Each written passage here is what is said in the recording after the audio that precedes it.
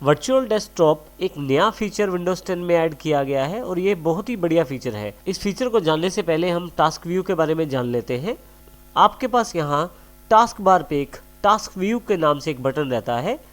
यदि आपके पास काफ़ी सारी एप्लीकेशन खुली हुई हैं, आपके डेस्कटॉप पे हो सकता है एक टाइम पे एक से अधिक एप्लीकेशन खुली हो।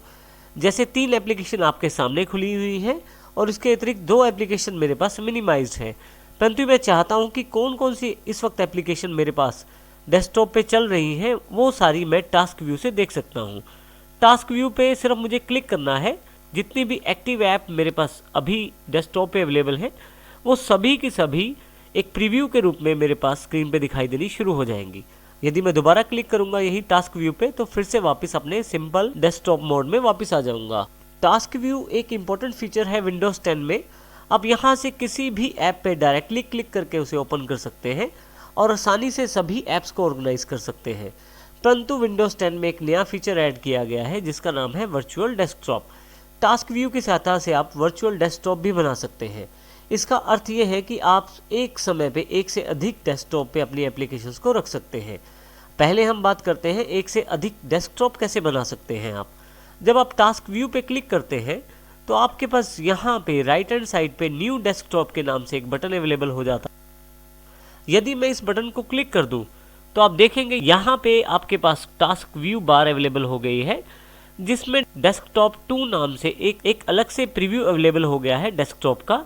यदि मैं यहाँ डेस्कटॉप 2 पे क्लिक करूँ तो आप देखेंगे एक बिल्कुल ब्लैंक डेस्कटॉप आपके सामने है।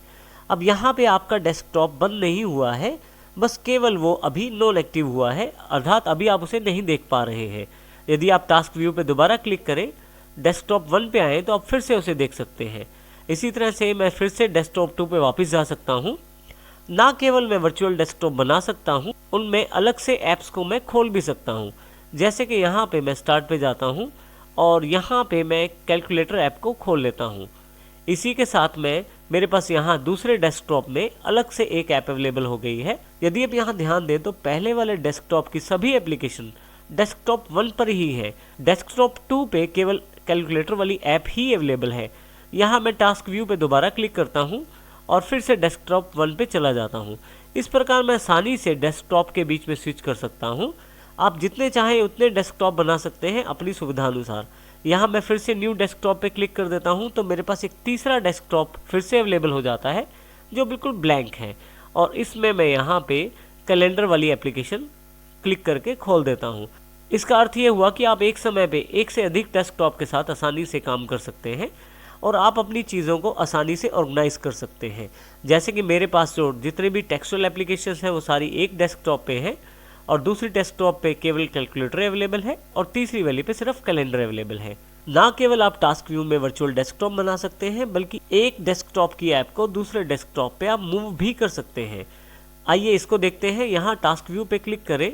मान लीजिए मुझे इस पेंट वाली ऐप को तीसरे वाले डेस्कटॉप पे लेके जाना है। देखिए यहाँ पे मेरे पास डेस्कटॉप 1 एक्टिव है और यहाँ से मैं इस ऐप को क्लिक कर लेता हूँ और मूव करते हुए डेस्कटॉप 3 पे ले जाता हूँ। आप देखेंगे डेस्कटॉप 3 पे क्लिक करने के पश्चात कि आपके पास यहाँ 2 ऐप्स अवेलेबल हैं, कैलेंडर और साथ में पेंट। मैं टास्क व्यू पे दोबारा क्लिक करता हूँ। अब की बार यहाँ पे मैं वर्ड पैड को एक नए अलग से नए डेस्कटॉप पे लेके जाना चाहता हूँ, तो इसको मैं मूव करते हुए बजाय डेस्कटॉप 1, 2 या 3 के लेके जाऊँ, मैं अब की बार न्यू डेस्कटॉप बटन पे ले जाता हूँ और जैसे ही छोड़ता हूँ तो आप देखेंगे डेस्कटॉप 4 अपने आप अवेलेबल हो गया है। आप देखेंगे कि डेस्कटॉप 4 में आपके पास वर्ड पैड का ऐप का विंडो अवेलेबल हो गया है। आप चाहें तो बाकी डेस्कटॉप पे जाने के लिए शॉर्टकट के रूप में विंडो की और टैब का प्रयोग कर सकते हैं। आप टास्क व्यू को क्लिक करें और विंडो की दबाएं। अब विंडो का बटन छोड़ दें और टैब के बटन से आप देखेंगे कि ऊपर और नीचे अब बारी बारी से टैब का बटन दबाने पे एक बार ये ऊपर एप्लीकेशंस को सिलेक्ट करता है और दूसरी बार ये डेस्कटॉप्स को सिलेक्ट करता है। मैं यहाँ डेस्कटॉप को सिलेक्ट कर लेता हूँ और उसके बाद एरो की से किसी भी डेस्कटॉप पे जा सकता हूँ।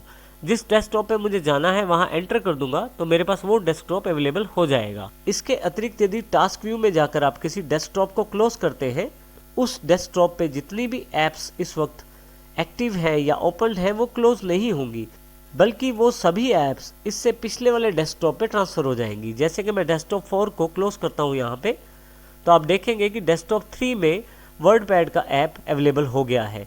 इसी तरह से टास्क व्यू पर जाकर मैं डेस्कटॉप 3 को क्लोज कर देता हूँ, तो आप देखेंगे कि 2 में वो सभी ऐप्स अवेलेबल हो गई हैं जो 3 और 4 में अवेलेबल थी।